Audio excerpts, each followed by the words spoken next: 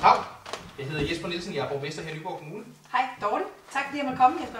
Velkommen, hvad synes du til det? Tak.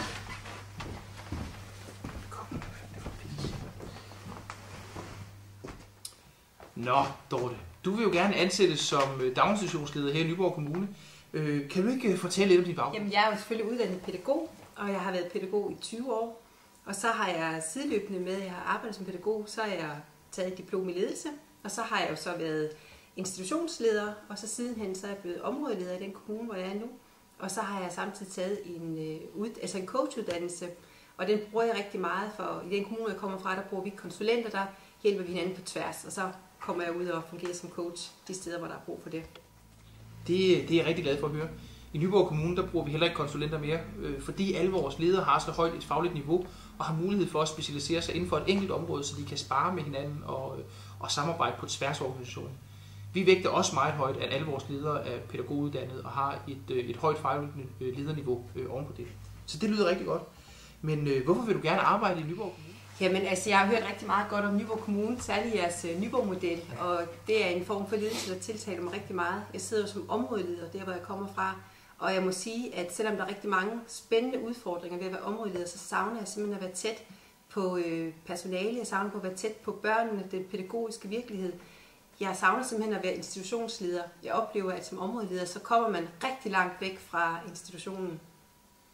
Jeg er meget glad for, at du nævner Nyborg-modellen. Det er en model, vi er meget, meget stolte af, og en model, som vi er i gang med at eksportere til resten af Danmark. I gamle dage i Nyborg Kommune, der havde vi jo et forpligtende samarbejde, og det blev så videreudviklet for cirka 10 år siden, da en meget, meget visionær gruppe arbejdede med daginstitutionsledelse. Og de nåede så frem til den her nye model, som vi kalder Nyborg-modellen. Det indebærer, at alle vores daginstitutioner de har hver sin pædagogiske leder, som så arbejder tæt sammen i et forpligtende samarbejde. De har som sagt mulighed for at specialisere sig, så de kan spare og samarbejde med hinanden på tværs. De her forpligtende samarbejder, de er så delt ind i nogle geografiske områder. I dit område er der for eksempel 5 institutioner i geografisk nærhed, hvor du så skal indgå som en del af det. En del af Nyborg-modellen, det er også, at man puljer nogle ressourcer. Hos os der er det alt fra en pedel til en bus til en flyver, et fælles vikarkorps. Vi har jobrotation, hvor vores dygtige, veluddannede personale har mulighed for at komme rundt og besøge de andre institutioner og uddannelser. Så hvordan har du det med at skulle arbejde i et så tæt forpligtende samarbejde med de andre ledere i Nyborg Kommune? Jamen, altså, jeg synes, det lyder simpelthen så spændende, og det er jo også, altså, jeg har jo hørt om modellen, og det er jo også derfor, jeg har søgt derhen. Jeg kender også nogen, der arbejder her, altså simpelthen så tilfreds med den måde, at man sparer på.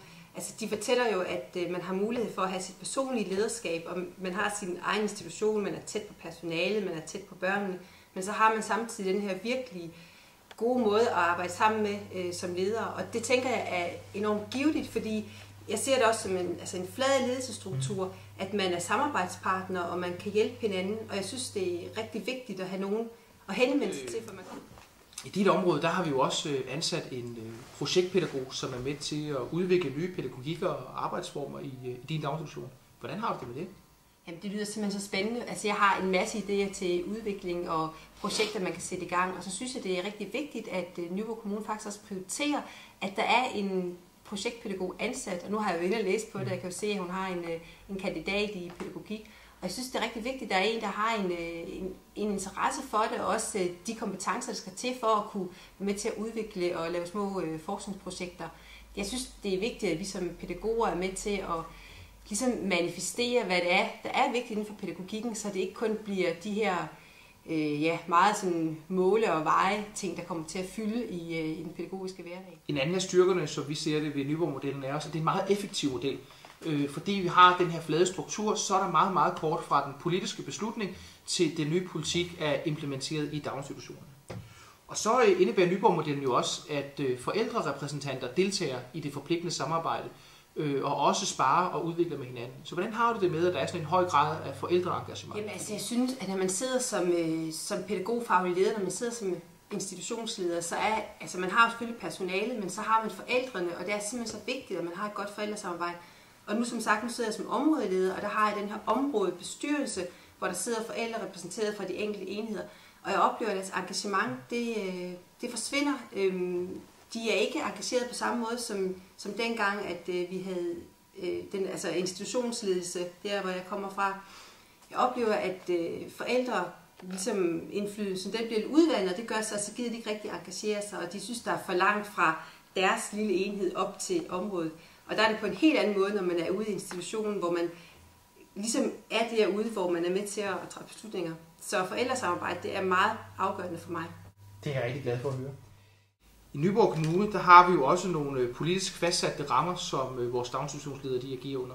Først og fremmest så har vi jo den sammenhængende børnepolitik, der er den røde tråd fra barnets fødsel til man bliver 18 år, og det er en politik, som vi vægter meget højt. Desuden så er der også en tæt dialog mellem politikerne og daginstitutionslederne. Der er politisk fastsatte rammer for blandt andet minimumsnormeringer, meranskrivning, uddannelsesniveauet blandt personalet. Så hvordan har du det med at skulle navigere i et miljø, hvor der er sådan tæt politisk dialog?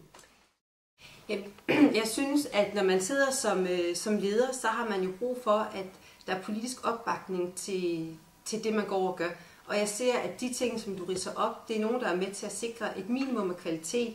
Jeg ser, at for at vi har nogle gode, højkvalitets børnehaver og vuggestuer, så er vi nødt til at have en minimumsnormering, vi er nødt til at have et veluddannet personale, og vi er nødt til at have nogle gode fysiske rammer, ellers så bliver det rigtig svært at lave noget god pædagogik. Og så kan jeg jo se, at man kan jo bolde sig på alle mulige andre måder inden for, hvad det er for et pædagogisk område, som man vægter. Og nu... Ja, Dorte, jeg synes, vi har haft en rigtig, rigtig god snak. Jeg synes, det her har været rigtig spændende, og du hører fra os meget snart.